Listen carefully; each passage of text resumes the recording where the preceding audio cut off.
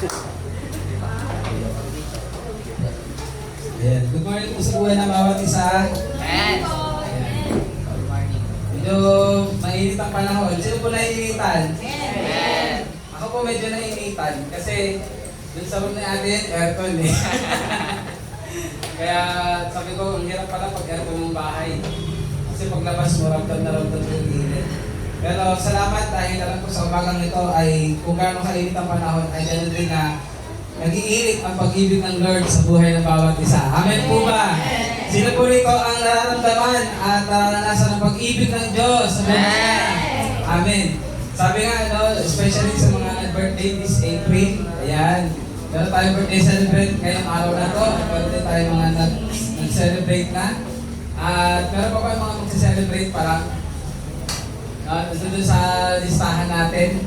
Ayan, nandun. Pero sabi nga sa mga nag-birthday at mag-birthday pa lang ngayong April, kaya yung batiin namin kayo ng 1, 2, 3. Happy birthday! Ayan. So, praise God. Dahil ang buhay ng tao ang nagdadagdagan ng Panginoon. Amen. Kaya nga sa mga edad nyo, huwag kayong mahihiya. Huwag nyo itatago kasi blessing yan. Yung iba, tinatago yung edad, kaya hindi na nadadagdagan siguro. Mahirap po pag hindi dumadagdag ang buhay kasi sabihin, tapos na. Pero ang mga edad, kung umabot ng 60, 70, wow, you are truly blessed. Amen po ba? Ayan. So, sige po. Ngayong umaga ay patuloy tayong mag-aaral ng salita ng Lord at inaanyayahan ko po ang bawat isa na tumayo. At magbabasa po tayo sa aklat po ng 1 Peter chapter 4 verse 7 hanggang 11. Hindi po ata nakalagay sa ating PowerPoint, kaya you can open your Bibles to where po yung Bible app. At meron din po tayo doon sa likod na mga Bibles. Ayan, dahil ang 1 Peter po ay nasa New Testament. Ayan. Sige po, ulitin ko po kung saan tayo magbabasa. 1 Peter chapter 4 verse 7 hanggang 11. Okay? Sa mga nakakita ko, just say amen. Amen. Sige po, ang natin pong basahin. Ito po ang sinasabi sa 1 Peter chapter 4 verse 7 hanggang 11. The end of all things is near. Therefore, be alert and sober mind so that you may pray. Above all, love each other deeply, because love covers over a multitude of sins. Offer hospitality to one another without grumbling. Each of you should use whatever gift you have received so to serve others as faithful stewards of God's grace in its various forms. If anyone speaks, they should do so as one who speaks the very words of God. If anyone serves, they should do with the strength God provides, so that in all things God may be praised through Jesus Christ. To Him be glory and the power forever and ever. Amen. Tayo po'y manalangin. Ama namin Diyos, salamat po sa araw na ito. Alam po namin, Lord God, na patuloy mong binubuhos ang iyong pagpapala sa bawat isa. At Lord, tunay nga na hindi mo kami pinapabayaan no matter what our situation is. Kaya naman, Panginoon, kami ay magkakaroon ng kapanatagan sa aming puso, sa aming isipan. Lord, naandiyan ka palagi. At sa oras nga po ito, sa pag-aaral namin ng salita, alam po namin patuloy mo kaming gagabayan. Ikaw po ang magbukas sa aming pusong isipan, sa katotohanan, Lord, na sinasabi sa iyong salita. At hindi lang namin ito pakinggan, kundi Lord God, amin din pong tanggapin, amin yakapin. At ano ba ang mga warnings, ano man Panginoon ang sinasabi dito, ay amin po Lord God bigang pahalaga at amin pong gampanan. Lord, pagpalain niyo po ang iyong mga anak sa pakikinig na iyong salita. Pagpalain niyo rin po ang iyong abang ikot sa umagang ito. Ikaw ang siyang mahayag, ikaw ang siyang mapapurihan. Ito aming dalangin sa pangalan ni Jesus. Amen. Amen. Sige po, makakaupo na po ang bawat isa. Ayan, i-adjust ko lang po saglit yung ating medyo nabababaan po ako. Medyo matangkad po kasi ako eh. Ayan.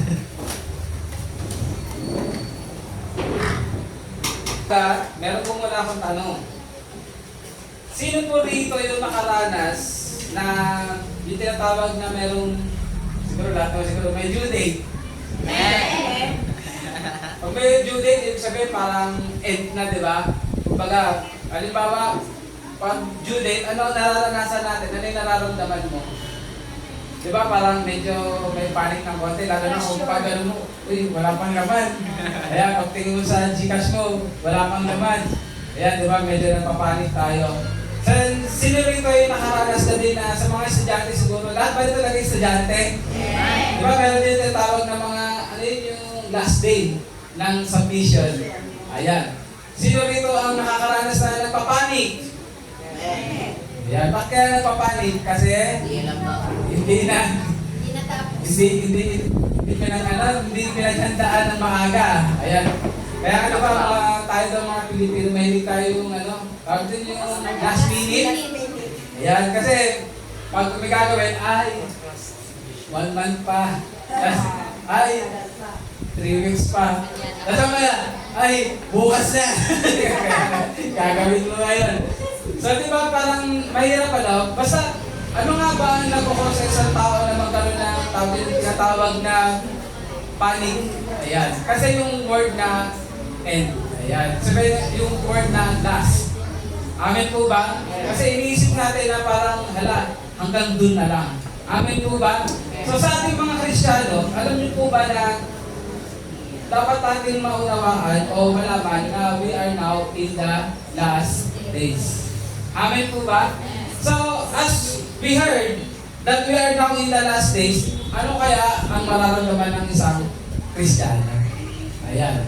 At sinasabi nga po, although hindi naman nakasulat sa Biblia, pero marami pong mga mananampalataya ngayon na pinangahawakan natin that we are now in the last of the last days. Ayan. Pero, sabi nga sa mga nangyayari ngayon sa paligid, nangyayari ngayon sa environment, di ba? Mababasa natin sa Biblia na merong mga tawag doon, ito ay nagpapahiwatig na malapit na ang katapusan. Amen po ba? Ayan Pero ang tanong, ano kaya ang nararamdaman ng isang mananampalataya pag sinasabing we are now in the last days? Kaya nga po, ang ating pag-aaralan ngayon ay meron pamagat na 1, 2, 3, basahin natin. Go! Living on purpose in the last days. Ayan nga po. Nabanggit nga po kanina sa ating binasa sa 1 Peter chapter 4 verse 7 hanggang 11. Sa verse 7 ay nasabi ni Apostle Peter na yung the end of all things is near. Ayan. Ano daw po? Ang katapusan ng lahat ng bagay ay malapit na. Amen? So, kung mababasa natin to, sinasabi ngayon ni Apostle Peter na it's like a warning. Sabi nga po, na ang kanya pong tawag doon, ang kanya pong mga original audience, noong time nito ay mga mananampalataya sa panahon niya. Ilang taon na kaya lumipas sa panahon natin ngayon? So, tingnan natin, na nabanggit ito ni Apostle Peter, napakatagal na, pero sabi nga hindi pa rin nangyari yung tinatawag na last days. Hindi pa dumating. But then, we are in the last days. Pero hindi pa nangyari yung katapusan. Pero hanggang ngayon, nababasa pa rin natin yung tinatawag na last days. So sabi nga po, doon nagsimula si Apostle Peter sa verse 7. Doon siya nagsimula. Ano nga ba ang dahilan? Bakit na ito sinabi? Di ba po napag-usapan kasi natin last week, na kapag sinabi natin problema, o last week, hindi ito pangmatagalan. Amen po ba? Na ang lahat ng nararanasan mo ay pansamantala lamang. It's all temporary. Bakit? Kasi we are not bound to be here on earth forever. Amen po ba? Nauunawaan po ba natin yun? But then, tandaan natin, itong sinabi ni Apostle Peter na to ay isang mabigat na statement. Bakit nga ba sinasabi isang mabigat na statement? Kasi, sabi nga, tayo mga tao, pag naririnig natin yung word na end, pag naririnig natin yung katapusan, ang karamihan po, ang nagdadala rito, ang nararamdaman ay fear. Amen. Halimbawa, sabihin kaya sa iyo ng bukas, alam mo, last day mo na. Ayan, di ba pag sa trabaho ka, sinabihan ka, last day mo na. Agoy. Hindi ka na makatulog, last day mo na. Di ba? How much pa po sabihin sa iyo na we are now living in the last days? Ang tanong kasi yan dalawa Paano kaya ito tinitingnan ng isang mananampalataya? Pangalawa, paano ito pinaghahandaan ng isang mananampalataya?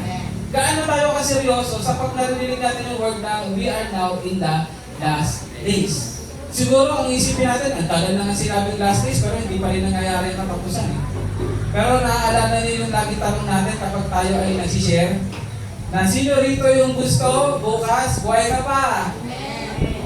Sino rito yung sigurado, bukas, buhay ka pa. Ayan, kaya Api may nagsabi, sure ako, bukas, buhay pa ako. Ayan, maganda namang sabihin yun.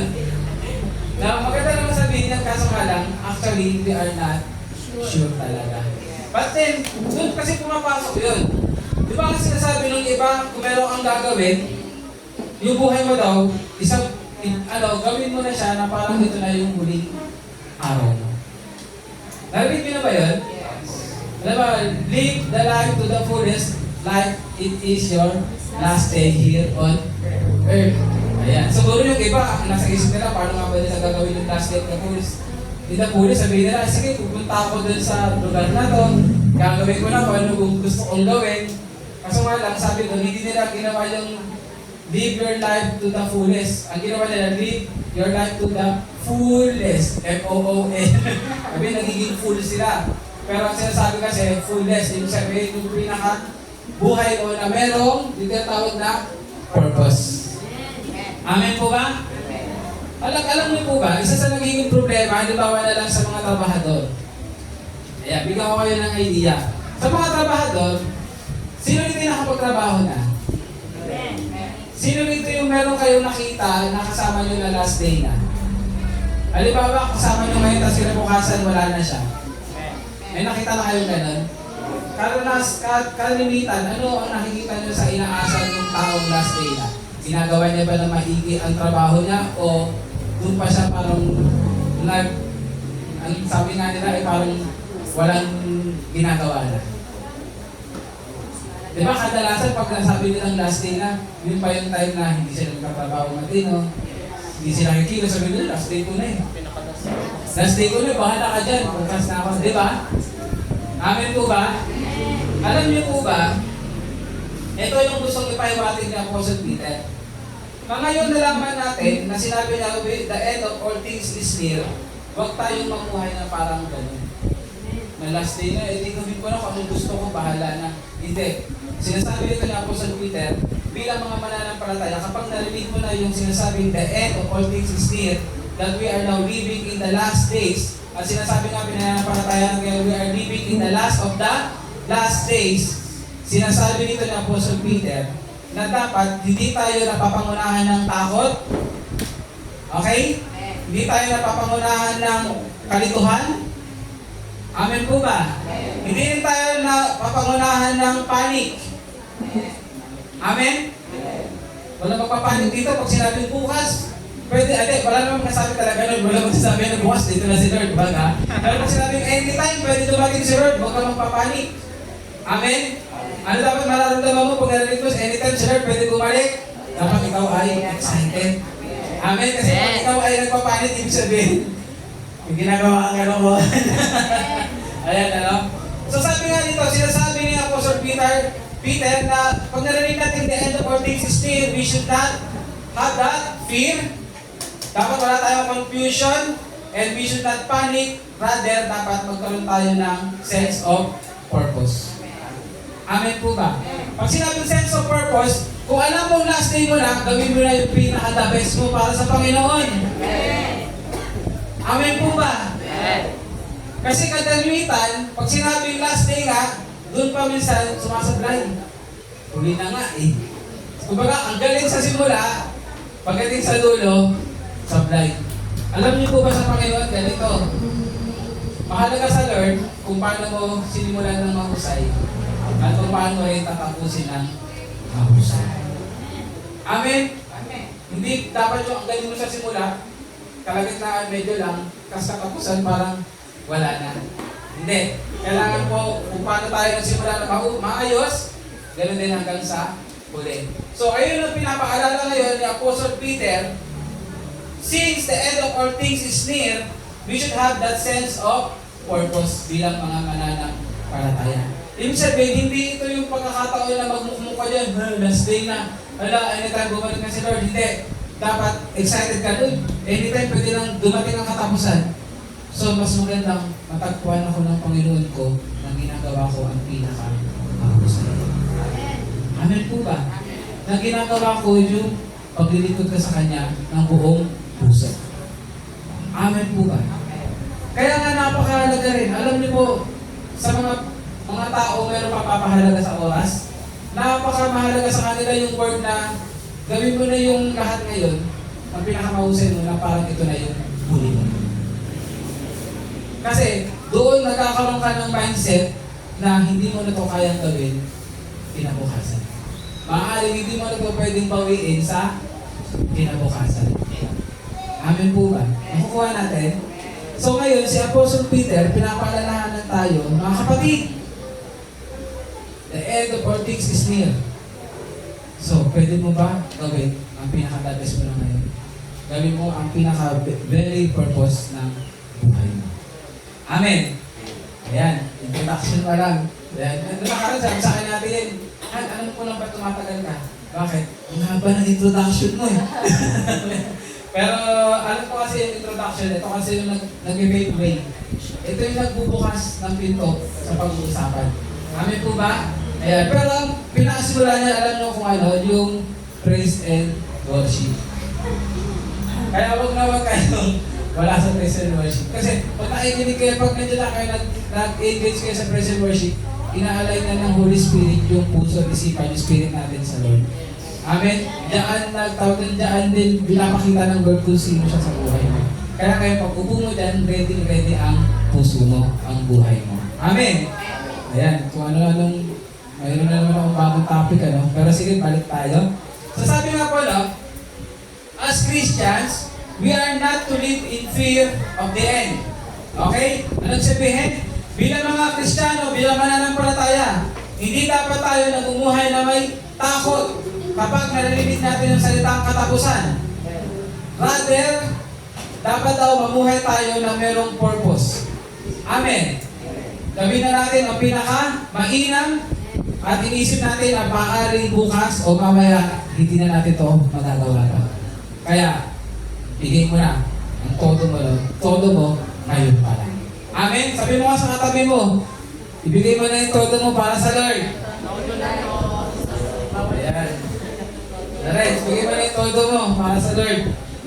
Ayan. So, todo bigay.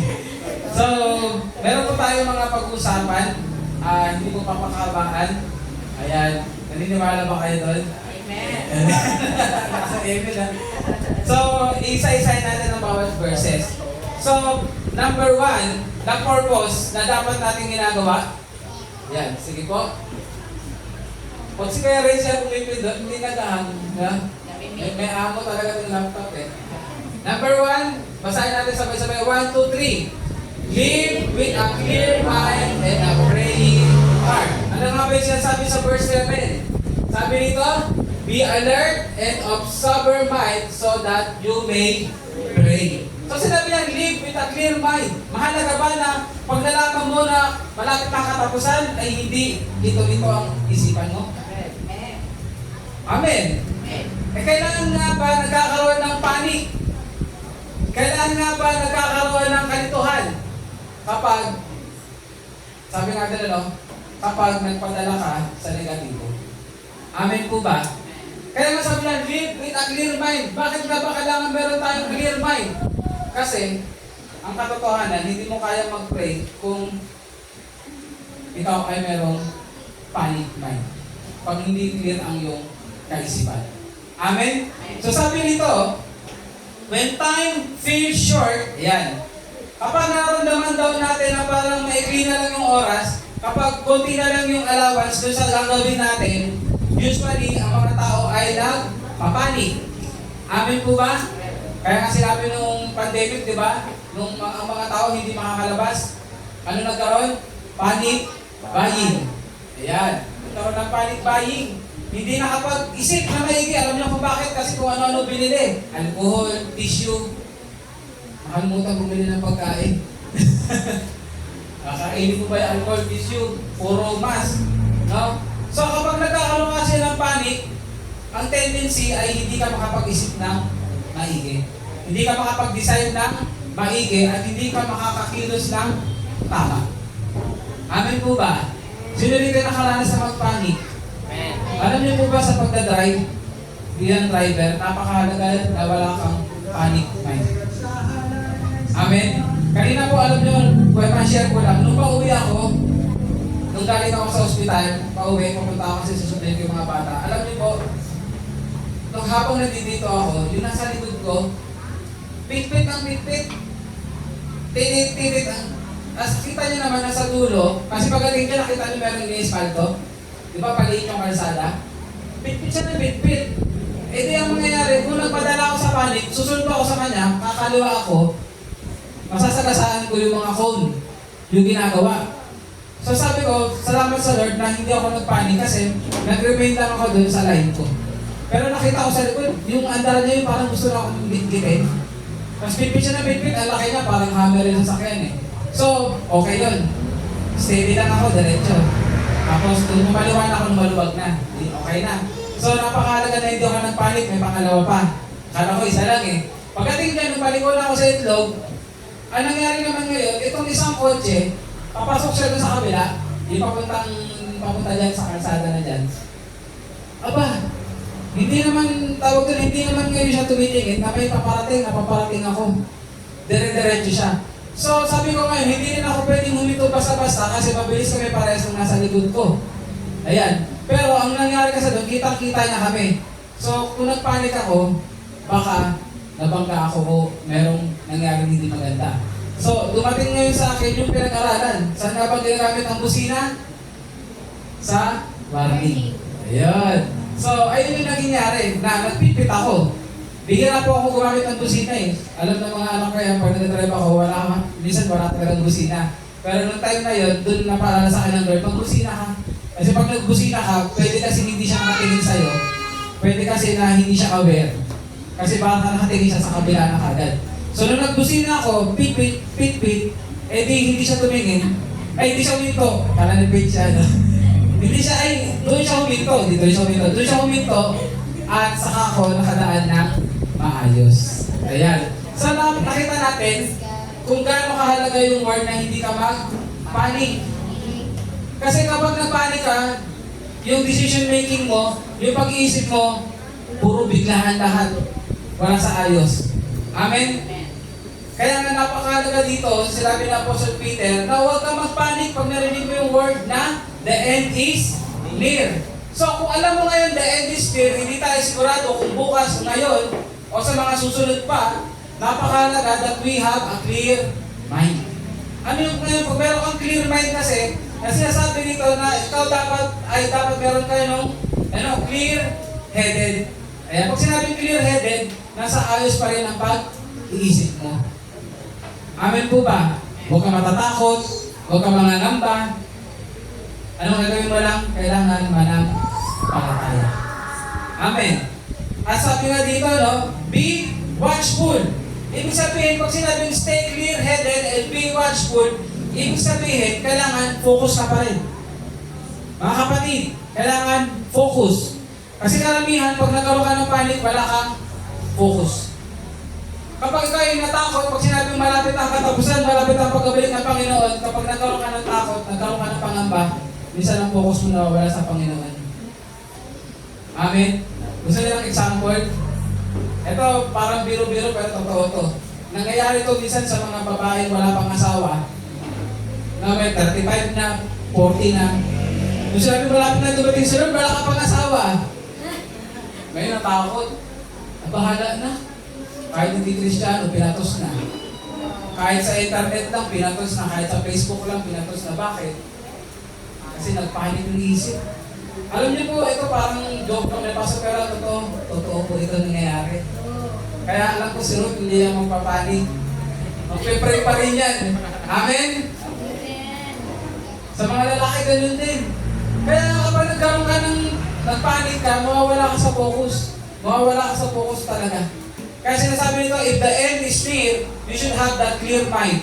Bakit? Kasi hindi ka dapat nadidistract, dapat focus ka pa rin. Then, kailangan nagpe-pray ka pa rin. Amen po ba? Sa tingin nyo, ano ba yung pag sinabing at the end is there, ano yung kailangang focus ng prayer natin? Alam nyo po kung ano? Lord, gamitin mo po ang buhay ko. Kung malapit ng katapusan, magkaroon ito ng purpose. Kung magindaan ito para marami ang madala ko sa paanan. Na mapag-lead ko lang pa kita. Amen po ba? So, ano ba yung pag-pray natin, Lord? Kung malapit ang katapusan, ang pagbabalik mo, Lord, bantayan mo rin ang puso ko, ang buhay ko, na hindi ako maalo ng mundo. Amen po ba? So sabi rito, no, bakit nga ba mahalaga na tayo ay mag-pray? Bakit mahalaga na as we pray, meron tayo dapat clear mind kasi alam naman natin kapatid that prayer keeps us grounded. Pag sinabi prayer keeps us grounded, ibig sabihin ito yung makakapag-stable sa atin, yung pananalangin. Amen po ba? Ito yung nakakapagpanatag sa atin. Sabi nga po, is how we stay connected to God at tayo din ay connected lagi sa God's will kapag tayo ay marunong manalangin. Amen? Sabi ba, and we remain spiritually awake. Ano daw ulit? Spiritually awake. Kaya siguro maraming mga Kristiyano parang tulog kasi tulog lang, hindi na nanalangin. Amen? Pero wala sa FCC yan. Ang ina, wala sa FCC yan. Kaya nag-pray tayo bago matulog. Hindi yung tulog muna bago pray. Yan. Sabi dito, no? We will remain spiritually awake every time we pray. Kasi lagi kang connected sa Lord, lagi kang connected sa God's will. Pag ikaw ay nanalangin, hindi pwedeng hindi ka sasagutin ng Diyos. Sabihin sa inyong kapatid, sasagot ang Panginoon. Kaya nga sabi nito, in a world that pulls our attention everywhere, dito daw sa mundo na talagang gustong hatakin ang ating attention kung saan-saan, we need to have that mind that is focused on God and His will, and a heart that is always praying. Makuha natin? Tagalogin natin. Sa mundo ngayon, na lagi kinukuha ang attention natin sa kung saan, dapat natin magkaroon ng isipan na focus, nakatuon ng maigi, nakatuon lamang sa ating Diyos at sa Kanyang kalooban, at magkaroon tayo ng puso na laging gusto manalangin. Amen po ba? So ano yung una? Live with a clear mind and a praying heart. Dahil sinabi ni Peter, be alert and of sober mind so that you may pray. Maging alert ka kapatid. Huwag ka matakot, huwag ka magpanik, maging watchful ka. Magkaroon ka ng tamang takbo ng pag-iisip at lagi kang manalangin. Pangalawa, sa verse 8, basahin natin sabay-sabay. 1, 2, 3. Love deeply and forgive freely. Yan. Sino rin tayo nakaranas magpatawad? Sino rin tayo nakaranas magmahal? Lagi pong magkaligit dyan. Kung nagmamahal ka, marunong ka magpatawad. Sabi dito sa verse 8, above all. Ano daw? Above all. Higit sa lahat. Wow. Pag sinabi higit sa lahat, ito ay mas mahalaga pa sa ibang bagay. So, above all, ano daw? Love each other deeply. Because, wow, love covers over a multitude of sins. Yeah. Sinilitin mo yung asawa. Kasamay. Ayan, kuhain niyo yung verse na yan. Love covers over a multitude of sins. Alam niyo, napakalaga ng verse na yan. Kasi diyan papasok na kapag marunong ka magpatawad, hindi mo natitingnan yung nagawa sa iyong kasalanan. Yung tao kaya mo nang harapin. Yung tao kaya mo nang makasama uli. Kaya sabi ko sa mga may asawa Kasi minsan di ba pag nagkakaproblema, parang gusto mong iwanan yung asawa mo Pero alam niyo ba, nananatili ka dyan kapag meron kayo tinatawag na pag-ibig. Kasi mahal kita Napatawad na kita. Kaya tayo pa rin. Di ba? So sabi niya sinabi na po sa Peter, above all, love each other deeply, because love covers over a multitude of sins. Hindi lang basta sin eh. Ano daw? Multitude. Alam niyo yung word na multitude? Dami yan. Tayo dito, sabi nga lang sa ating mga magkakapatiran, sinasabi kasi nila Apostle Peter sa relationship between brothers and sisters in Christ. Amen? Sabi nito, no, this is the kind of love that pushes past offense.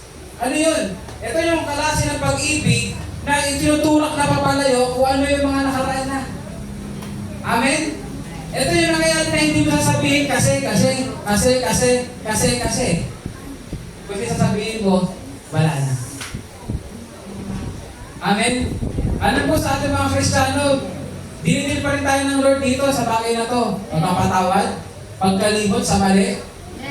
Kasi ang totoo, we say we forgive, but then we never forget. Pero sabi kasi ng Lord, kung nagpatawad ka, inalimutan mo na. No buts, no maybes. Amen? Ang sabi ng Lord, kung nagpatawad ka. Kung tapos na, tapos na. Amen? Kasi ba't nga ba ikaw magpapatawad? Para merong maayos na relasyon. Para merong ma-reconcile na relasyon. Amen po ba? So kung magpapatawad ka, tapos hindi mo nakakalimutan, walang reconciliation na mangyayari. Sabihin ko sa'yo, iiwas ka pa rin, aayaw ka pa rin, meron ka pa rin sama ng loob. Amen po ba? So you need to forgive fully. Amen po ba?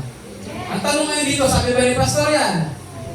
Sinong Lord yun? Si Pastor o si Jesus? Jesus! Oh. Kung sinabi ni Jesus, kailangan mong gawin kahit mahirap. Kailangan mong gawin kahit masakit sa loob mo. Kailangan mong gawin at kalimutan mo ang sarili mo. Amen po ba? Grabe naman si Lord. Oo, grabe kasi grabe rin ang pagpapala. Grabe rin ang daan ng kalooban mo pag ginawa mo.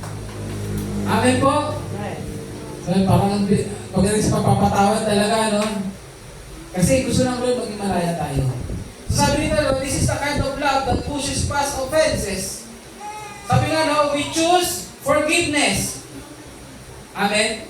Kasi ito yung pinaka-the best. Sa samahan ng mga magkakapatiran, hindi naman nawawala na tayo ay nagkakasakitan sa damdamin. Amen? Sige nga, tanungin mo nga yung katabi mo ngayon, minsan ba nainis ka sa akin? Ayan. Minsan ba may nasabi ako na mabigat sa'yo? Sa damay na sa tamang festival po. Di ba? Kaya po. Aminin sa hindi? Oo, ang sagot dyan. Amen po ba? Aminin po sa hindi man direct, pero meron tayong mga nararamdaman bigat. Amen? Pero, alam niyo po ba na ito yung gusto ng kalaban eh? Na meron tayong hindi nadidig sa isa't isa at papasok siya. At ngayon, yung maliit na tampo, yan. Gano'n kaliit yung tampo? Ganyan lang. Tapos, mamaya, ano yan, medyo pag nagsasalita, hindi natawa-tawa, pero yan na naman siya. Yan. Diba? Tapos may mga biro-biroan. Ay, hindi nag-iingat, nasasaktan na ako. Yan. Alam nyo, be aware. Ang kalaban, gano'n. Akala mo ngiti-ngiti kayo, pero sa likod nyo, nakakainisan na pala kayo. Tapos bigla na lang magsasabi ko, may sumabog na isa, away na. Amen? Amen? Kaya mahalaga kung may nararamdaman ka sa kapatid na medyo, sa simula pa lang, bulate pa lang, i-deal nyo na. Magkaroon na ng confrontation na maayos with love, then forgiveness. Amen po ba? Kasi gusto ng kalaban, yung hindi mo namamalayan, mukhang maganda pa yung apple sa loob, ay sa labas, pero sa loob, bulok ka na. Amen? At doon na kasi mahirap kasi, ito lang sasabihin ko lang, ang hirap kasi magpatawad kapag malaki na. Sasabihin ko sa inyo. Kaya kung may nararamdaman kayo, hawakan nyo nga yung puso nyo. Yan. Sige, yan. Hawakan nyo. Sabihin nyo ganito, ako ay hindi ko hayaan na lumaki ang problema o sama ng loob sa aking kapatiran. Kung sa simula pa lang, nabigatan na ako, kakausapin ko na siya, na may pagmamahal. Amen po ba yan? Napakahalaga kasi ng kapatid. Huwag na wag kayo tuloy natin, kasama rin si Pastor, na kung kailan yung parang bigat na, saka mo palang sasabihin, baka yung tampo mo galit na. Baka yung tampo mo, ayaw mo na siyang makita. Amen po ba? Ayaw mo na siyang makasama. So, ito yung sinasabi ni Apostle Peter, na sa bawat kapatiran, dapat pagmamahalan ang namumutawi sa atin. Then, ang tanong kasi, paano makikita na namumutawi ang pagmamahalan kung merong pagpapatawaran? Amen po ba? Kaya nga sabi nila, above all, love each other deeply. Paano mo mamahalin ng malalim ang iyong kapatiran? Ano daw? Magkaroon ka ng pagpapatawad. Ano daw ulit? Magkaroon ka ng pagpapatawad. Ayun yung kapatid eh. Paano mo ipapakita ang pagmamahal mo sa kapwa mo? Ano sabi ng Lord? Love your neighbor as yourself. Wow! Ang bigat na magpatawad at kumalimot.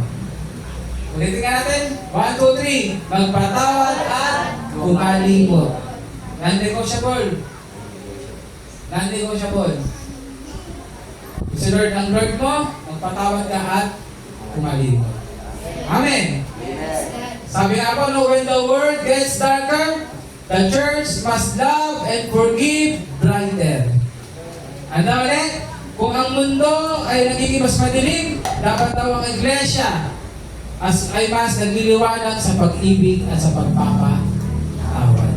Wow, pwede mo palakpakan natin ang Lord? Kasi ang church, dapat ang culture natin ay nagpapatawad. Kasi lahat tayo dito ay naligtas dahil tayo ay pinatawad ng Diyos. Amen po ba? So let's love deeply and forgive freely. Yan. Kasi napakahalaga niyan as the end comes near. Paano ka nagiging pagpapala sa pamamagitan ng pagpapatawad sa iyo? Paano ka nagiging pagpapala sa iba na malapit na ang katapusan sa pamamagitan ng pag-ibig mo sa iyo? Amen po ba? Nalinaw? Sige, taas ka na kamay. Sino dito yung marami pang dapat patawarin? Amen. Taas ang kamay niyo, huwag kayo mahiya. Sino dito? Pero pa araw-araw nagpapatawad eh. Di ba? Ito yung time na yun. The end is near. Gawin mo na yung very purpose. Gawin mo na yung the best. At ano yun? Ikaw ay patawad at ikaw ay kumalimot. Amen? Yan. Number 3. Ang ganda talaga ng salita ng Lord eh. Number 3, sa verse 9, ito ang sinabi na practice hospitality without complaining. Ano yun? Sabi niya, no, offer hospitality to one another without grumbling. Ayan. Sinabi na Apostle Peter, hospitality in Peter's time wasn't just about dinner's party. Pag sinabi ng hospitality, hindi lang ito yung pag sila ay pupunta o pwede dumating pakakainin. Hindi lang ganon. Pero pag sinabi ng hospitality, maging daan ka na ikaw ay laging makatulong. Ano po ulit? Laging makatulong. Wow! Lagi kang makatulong. Practice hospitality without complaining. Sabi, offer hospitality to one another without grumbling. So sabi dito, no, meron kasing challenge eh. Minsan may mga tao na tumutulong pero umaangal. Tama mali? Tama. Meron mga tao tumutulong pero tawag doon, meron pa rin silang yung mga tawag din yung parang setback na, tulong ako. Halimbawa, si Danny lang gusto kong tulungan. Ngayon si Danny, sinama pa si Maris. Naiinis ako kay Maris, sinama pa yan si Maris. Talaga si Danny. Danny, susunod ha. Huwag mo nasama yung iba. Mga ganun ba? Pero, dito kasi sinasabi ng Lord na, alam mo ba, sa panahon na merong kailangan tulungan, hindi ka dapat namimili. Ulitin ko. Sa panahon na sinabi ng Lord na kailangan ikaw ay magdala ng pagpapala, hindi ikaw ang mamimili kung sino tutulungan mo. Bakit? Kasi ang Lord ang magdadala sa iyo kung sino ang dapat mo tulungan. Naniniwala kayo doon? Totoo yun. Kaya nga sinabi rin sa salita ng Lord, diba? Sino yung mamahalin mo yun? Gusto lang yung kaya mo lang mahalin kasi mahal ka? Sino lang yung kaya gusto mong tulungan? Yung tutulungan mo kasi kaya ibalik sa'yo? Nakalala niyo ba yung salita ng Lord ngayon? Hindi. Ang ibibigay sa'yo ng Lord, hindi talagang matitest yung puso mo. Amen? Naitadali niya sa'yo, minsan talaga yung ayaw mo pa. Pero, mas pipiliin mo pa rin tumulong. Amen po ba? Hindi lang yung basta pagtulong sa pera, sa pagkain, napakaraming aspeto pwede kang tumulong. Gagamitin ka ng Lord. Amen po ba? Pero ang gusto makita ng Lord sa'yo, dito pa rin nagsasabi na meron kang open heart. Katulad ng sa Panginoon. Amen po. Sabi nga, ito, lagi nga illustration ko eh. Nung pinakuha ang Panginoong Jesus, paano ang kamay niya? Sige nga, pa-illustranin niya. Paano sige, illustranin niya? Yan, di ba bakit kaya gano'n? Sinasabi nila minsan, kumbaga, kung titignan lang din natin, bakit kaya naka-open ganyan? Kasi ibig sabihin, pwede nating sabihin na nagpapakita rin ito na bukas ang mga palad ng Panginoon ang blessing ng Lord upang ang sino man na may kailangan na lumapit sa Kanya ay laging welcome. Amen po ba? So, kung bakit gano'n, dapat tayo rin bilang ang mawala ng palataya. Sino man, ang anuman ang sitwasyon na ilapit sa atin ng Diyos, tulungan mo. Ang walang pagreklamo. Sabi mo nga, tutulong ako ng walang reklamo. Amen? Pero, ganito lang naman yan. Huwag ka kasing tutulong ng above sa kaya mo. Kung ano lang ang kaya mo talaga. Kasi kapag above sa kaya mo, doon ka naman magreklamo. Amen? Sabi sa pagtulong mo, bukas ang puso mo at ialok mo kung ano ang meron ka. Ang Lord ang bahala, gamitin yung bagay na meron ka para pagpalain ang tao kailangan tulungan. Amen po ba? So, kung alam mo malapit na ang last days, ano magiging purpose ng buhay mo? Maging dami ka para maging pagpapala sa iba. Malinaw? Amen. Marami bang humingi tulong sa inyo? Marami bang nilalapit ang Lord sa ngayon na kailangan mong tulungan? Ano nga ba yung pinaka-the-best? Minsan nilalapit sa iyo ng Lord kasi kailangan talaga silang tulungan sa present na kalagayan nila na wala sila sa Panginoon. Amen. So practice hospitality without complaining. Sabi nga ito yung challenge, do it without grumbling or complaining. Because true hospitality isn't just about the act, it's about your attitude. Wow. Kasi pwede kumikilos ka pero yung attitude mo. Diba? Yung attitude mo mahalaga. Yung attitude natin mahalaga. Don't just open your door, but also open your heart. Para sa pagtulong. Amen po ba? E natututunan po ba tayo? Amen. Sabi ko ba naman, Han, babalik agad ako kung hindi ko magagawahan. Yeah, number 4. So verse 10 and 11. Basahin natin 1, 2, 3. Use your gifts to serve others. Ano sinabi dyan? Each of you should use whatever gift you have received to serve, others. As faithful stewards of God's grace in its various forms. Ayan. Dito, makikita natin na si Apostle Peter, pinapaalalahanan tayo na yung gift na binigay sa atin ay hindi yan para sa'yo. Ano daw? Yung gift na binigay sa'yo ay hindi para sa'yo. Kung ito ay dapat gamitin mo para pagsilbihan ang iba. Amen po ba?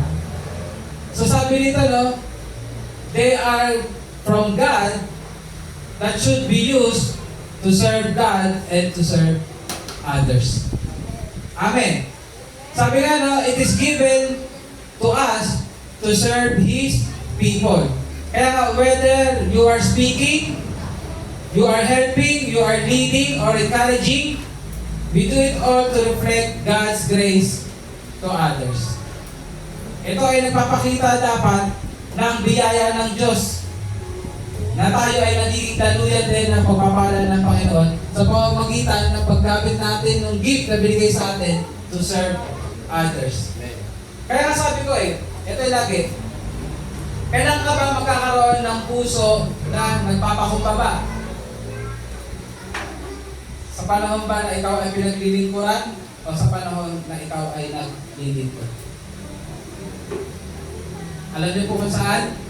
Lagi yun sa panahon na ikaw ay naglilingkod. Kaya nga po yung mga tao, na sila meron sila yung servant heart, wala kang makikitang pagmamalaki sa kanila. Sa mga, pasok na naman tuloy tayo, sa mga politiko ngayon, pag-aralan nyo maigit kung sino yung merong servant heart. Kung sino talaga yung gusto maglingkod o kung sino yung gusto maging bossy-bossy. Yung pag nakaupo na, parang gusto gawin nila, gusto nila. O kung sino yung pag nakaupo na ay gusto talaga paglingkuran ang taong bayan. Amen? Mag-pray tayo. Amen po ba?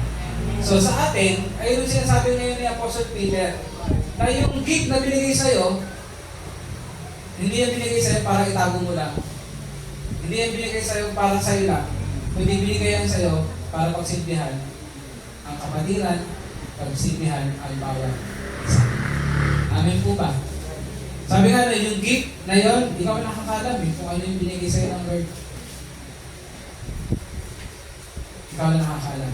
At sabi nga na yung gift din na yan, para yung mauhubog, gamitin mo sa paglilingkod sa iba. Amen. So, ano ngayon siya sabi ni Apostle Peter? Malapit na ang katapusan. So ito yun. Huwag mong sayangin ang gift na binigay sa iyo ng Diyos. Amen po ba? Naniniwala ba kayo na mayroong gift na binigay ng Lord sa bawat isa? Amen. Ulitin natin. Naniniwala ba kayo na mayroong gift na binigay ng Diyos sa bawat isa? Amen. Ito sasabihin ko sa inyo ngayon. Maglingkod kayo sa Lord. Maglingkod tayo sa Lord para magamit natin yan to serve others. Amen po ba? Kung alam natin na malapit na ang katapusan, huwag na natin sayangin kung anong pinagkaloob sa atin. Gamitin natin. Sabi mo nga sa katabi mo ngayon, gamitin natin. Huwag natin sayangin. Kaya natin pumapasok yung salitang, this is ministry. Eh, yung ministry. Hindi yan yung ministry dito na parang bida-bida ka. Hindi. Yan yung ministry na ikaw ay nakikita ang servant ka. Amen po ba? Yan. Sabi nga it's what you do when you use your time, talents, and words for others. So, tanongin ko, sino dito na merong time? Sino dito may talent? Walang magkasabi ng walang talent dyan, ha? Lahat may talent. Ito, huli. Sino dito may treasure? Gamitin natin lahat yan sa Panginoon. At gamitin natin sa paglilingkod sa ating kapwa. Amen? Gawin natin kinabang dahil malapit na nga ang katapusan. And lastly, yan. Siyempre, yung pinakamahalaga sa lahat. 1, 2, 3. Do it all for the glory of God. Ano yung sinabi? So that in all things, ano daw? God may be praised through Jesus Christ. To Him be the glory and the power forever and ever. Amen. Ano yung ibig sabihin? Every act of love, every prayer, every open home, every service, every forgiveness that you will give, it all leads to God being glorified. Ulitin natin sa simula. Sa pananalangin mo, God is being glorified. Sa pagmamahal mo at sa pagpapatawad, God is being glorified. By practicing hospitality without complaining, God is being glorified. In using your gifts to serve others, God is being glorified. Ang pinakasama rin ng lahat, gagawin mo ang lahat ng ito para mabigyan ng glory ang ating Diyos. Amen. Kasi sino ba ang babalik? Diyos natin. Amen po ba? Ibig sabihin, habang wala pa siya sa kanyang pagbabalik, gusto mo mapangiti siya. Gusto mo, kapag dumating siya, makikita niya, ginagawa mo yung kalooban niya. Amen po ba? Ibig sabihin, gusto mo ngayon na nagagawa mo yung purpose ng pagkatawag mo. Yung pagliligtas niya sa atin. Amen? Because the end is near. Ibig sabihin, mga kapatid, hindi tayo yung mga nagsasayang ng panahon. Hindi tayo yung nagsasayang ng pinagkaloob sa atin ng Diyos. Kundi tayo yung mga ginagawa natin yung purpose. Dahil alam natin, anytime, pwede dumating na ang katapusan. Amen po ba mga kapatid? Pero alam niyo kung saan part doon yung pinaka nangungusap ang Lord sa akin ngayon? Sa bawat isa sa atin? Yung part ng number 2. Love deeply and forgive freely. Yung part na yun. Kasi, yung part na yun ang pinakamahalaga para magawa mo yung iba. Amen. So, pwede ba sabihin na natin, tanggapin na natin ngayon. Ngayon kumaga yung word na it is not negotiable. Kung sinabi ng Diyos, magpatawad ka, magpatawad ka. Kung sinabi ng Diyos, kung malimot ka sa nagawa sa'yo, kalimutan mo. Kung ang Diyos, binigyan tayo ng panibagong simula, bigyan tayo ng panibagong simula, we should also do the same. Because, ang goal natin ano ulit? Christ likeness. Ano ulit? Christ likeness. Then, love deeply and forgive freely. Amen. So, dito po tayo magtapos. Sabi nga, the end is near, but our response should not be panic. It should be doing our purpose. Sabi nito, love deeply, serve well, pray hard, and live like every moment matters. Kasi ang katotohanan, it does. Mahalaga sa Diyos ang buhay mo sa bawat araw, ang ginagawa mo sa bawat araw.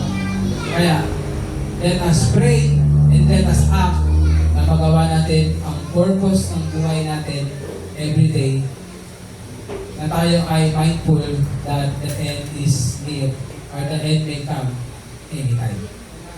Amen po ba? So, sino dito ang gusto mamuhay na may purpose? Amen. Let's be aware that the end is near. Pero, gawin pa rin natin pa ng pagkatawag sa atin. Amen. Palakpakan po natin ng Diyos. Tayo po lahat ay tumawag. Hallelujah. So, sa umaga pong ito, alam ko may pangungusap ang Lord. Amen. May pangungusap ba ang Lord? Amen. Meron dinidin ang Lord sa akin. Ayan.